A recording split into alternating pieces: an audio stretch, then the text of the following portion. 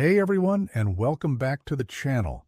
Today we're tackling a typical organic chemistry exam-style question paper. We'll break down each question step by step, making sure you understand the why behind every answer. Let's get started. First up, question 2.1 asks us to define an unsaturated compound. It's actually simpler than it sounds. An unsaturated compound is just a molecule that contains at least one double or triple bond between its carbon atoms. Think of it like this. A saturated compound is full of hydrogen atoms. All its carbon bonds are single. An unsaturated compound, with its double or triple bonds, has room for more hydrogens if those extra bonds break open. Moving on to 2.2. 1. We need to find the letter representing an unsaturated compound from a list. The answer is G. Why? Because the definition we just covered says we're looking for a carbon-carbon double or triple bond. If you look at compound G, you can clearly see that C double bond C structure. That's our unsaturated molecule. Next, 2.2. 2 asks for the name of the functional group in compound C. This one is an ester. The key giveaway is the structure. You have a carbon double bonded to an oxygen, which is then single bonded to another oxygen, which is part of a longer carbon chain. That specific COOC arrangement is the hallmark of an ester. Now for 2.2. 3, we're looking for a chain isomer of compound C. The correct answer is D. Now this one is a bit tricky. Isomers are molecules with the same molecular formula, but different structures.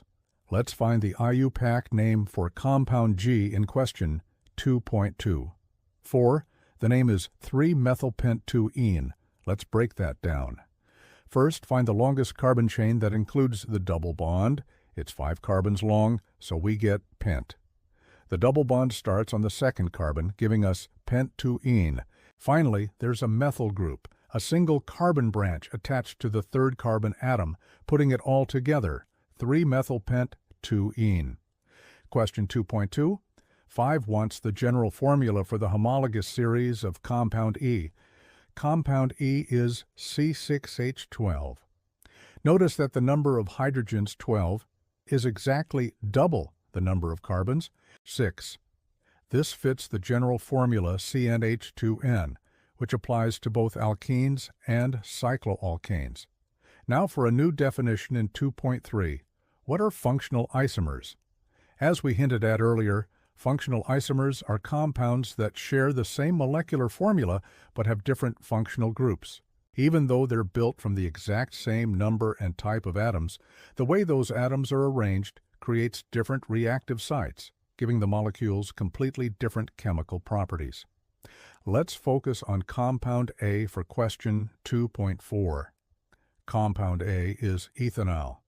First, in 2.4. 1, we need its homologous series. The E-al at the end of ethanol is a big clue. It belongs to the aldehydes.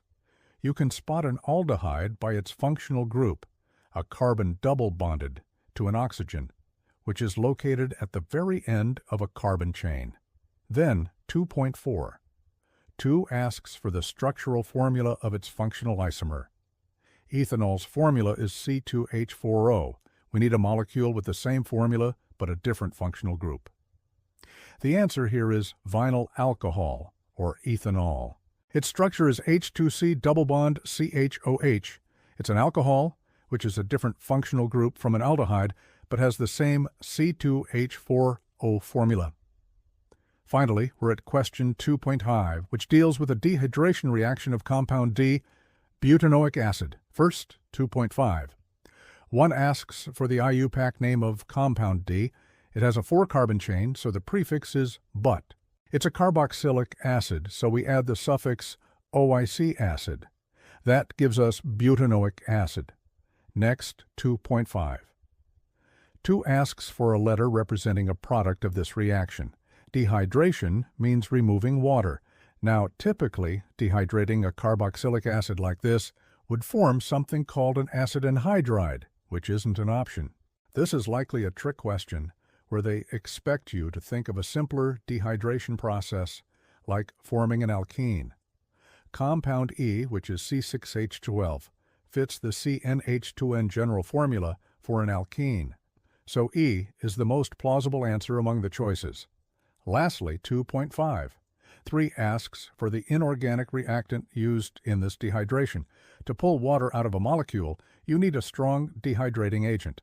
The classic choice in organic chemistry is concentrated sulfuric acid, with the formula H2SO4. And that's a wrap. We've successfully navigated all the questions. I hope breaking it down like this helped clarify a few things for you. If you found this video helpful, please give it a thumbs up and don't forget to subscribe for more content. Thanks for watching, and I'll see you in the next one.